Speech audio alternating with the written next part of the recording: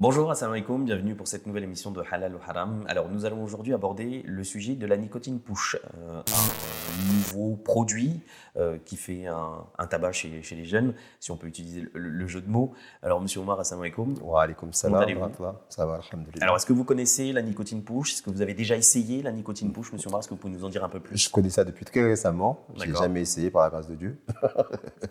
Et ce que j'en sais, c'est qu'à la base, il y a je sais pas comment on peut pas appeler ça un aliment, mais il y a une pratique qui vient de Suède, qu'on appelle le snoosh, où je crois que les gens se sniffent, ou en tous les cas font entrer d'une manière ou d'une autre ces substances-là dans leur corps, et ce qui produit des effets délirants. Et donc ça, comme vous l'aurez deviné, c'est interdit. Et donc pour contourner et pour substituer ce produit illégal et nocif pour la santé, de la Suède, on a mis en place cette pratique qui est la pratique du push, c'est ça. Du push à base de nicotine et sans fumer, et qu'on met directement, je crois, à partir de Voilà, a priori ça se met sous la lèvre, voilà, un peu comme le tabac chiqué à l'époque. Voilà, exactement. Mais c'est problématique parce que c'est une manière d'initier en fait la jeunesse. D'ailleurs, c'est pour rien que la jeunesse c'est tendance auprès des jeunes à la cigarette. C'est un début. Donc, dans la mesure où ça part d'un interdit, et pour substituer à un interdit, donc on va dire, pour ceux qui étaient dans l'interdit de passer à ça, ça peut être une voie vers la guérison. Mais maintenant, ceux qui prennent cette pratique-là, ça peut être une voie vers l'interdit. Donc c'est ça qui est problématique. Mais on est bien d'accord que, imaginons un musulman qui fume des cigarettes et qui a envie d'arrêter de fumer.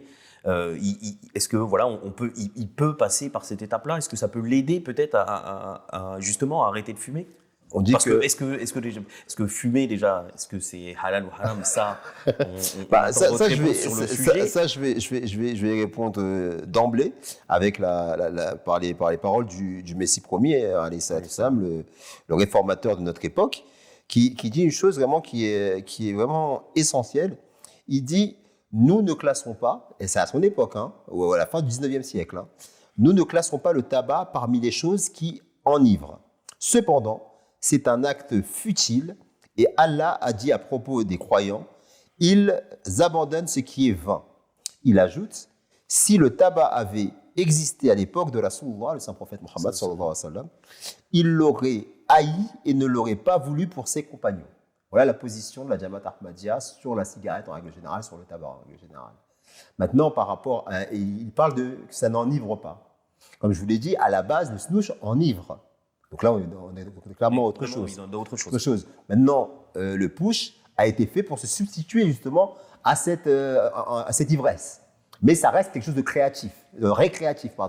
Et à partir du moment où c'est récréatif et que ça vient de l'interdit, celui qui va en prendre comme un jeune pour justement faire tendance risque de se tourner, de se diriger vers cela.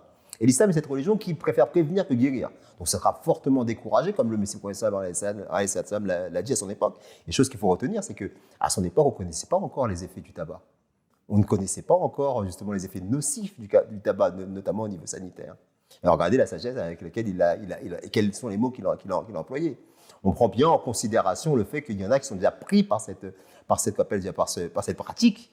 Et maintenant, pour revenir à votre question, pourquoi est-ce qu'au niveau médical, ça serait bien de le faire?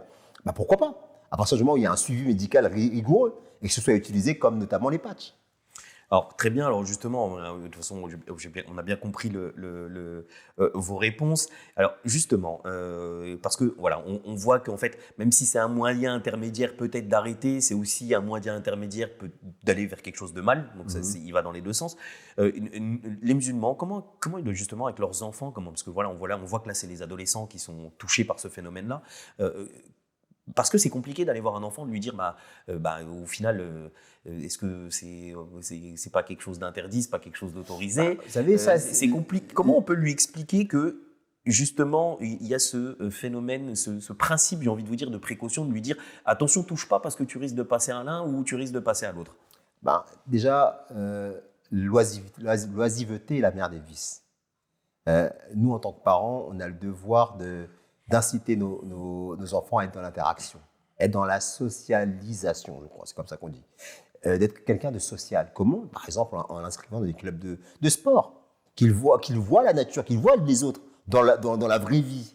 Parce que lorsque vous êtes constamment derrière la virtualité, derrière les écrans, et que vous faites que ça, et que finalement, votre esprit même, il est déjà orienté vers les choses, la facilité, l'évasion, toujours trouver le plaisir immédiat, sans effort. Eh bien, vous allez avoir tendance d'expérimenter des activités de ci, de là, qu'elles soient bonnes ou moins bonnes, parce qu'elles sont tendances pour faire comme les autres. Mais à partir du moment où vous allez entreprendre une activité, là je parle du sport, mais ça peut être autre chose, mais une activité où vous allez vous allez interagir avec les autres, où vous allez apprendre la notion de l'effort, la notion de la solidarité, choses qui sont des grandes valeurs enseignées par le sport. Et le sport, c'est vraiment intéressant comme illustration, parce que c'est quelque chose qu'on peut aussi mettre en perspective avec la religion.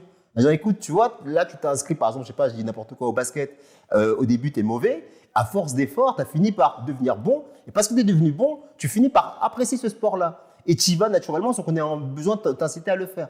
Mais pareillement, dans la religion, si tu fais ta prière, au début, ce sera difficile. Et si tu essayes de comprendre ta prière, eh bien, ça te permettra justement d'arriver à obtenir un plaisir dans celle-ci. Et quand tu obtiendras un plaisir dans celle-ci, et que tu obtiendras le véritable plaisir, tu comprendras que les plaisirs qui emmènent en même temps des problèmes en termes de ta santé, eh bien, tu n'en auras pas besoin. Tu n'auras plus besoin de faire comme les autres pour t'intégrer socialement. C'est souvent ça, c'est la fréquentation. C'est le type de personnes que nos enfants vont fréquenter va beaucoup agir dans leur manière de penser. S'ils fréquentent des gens oisifs, qui n'ont pas d'activité, qui passent leur jour dans les écrans, qui sont à la recherche du plaisir immédiat et futile, eh bien, ils risquent de tomber justement dans ces travers-là. Mais si d'emblée, au départ, comme principe de précaution et pour son bien, vous restez avec lui, vous contrôlez déjà, vous essayez de savoir qui il fréquente et vous essayez aussi d'orienter ses fréquentations. En l'inscrivant dans une bibliothèque, en l'inscrivant dans un club de sport, en le suivant quand il fait ses devoirs, en vous intéressant à lui. Lorsque vous avez votre téléphone portable et qu'il vous parle, il faut mettre le téléphone de côté et donner toute son attention à son enfant. C'est l'éducation. Bah écoutez, merci beaucoup. Merci pour toutes ces explications. Est-ce que vous voulez rajouter quelque chose peut-être sur le sujet, monsieur Alain? Prions pour nos enfants. Jazakallah. À très bientôt, Inch'Allah. Assalamu alaikum. Wa alaikum salam.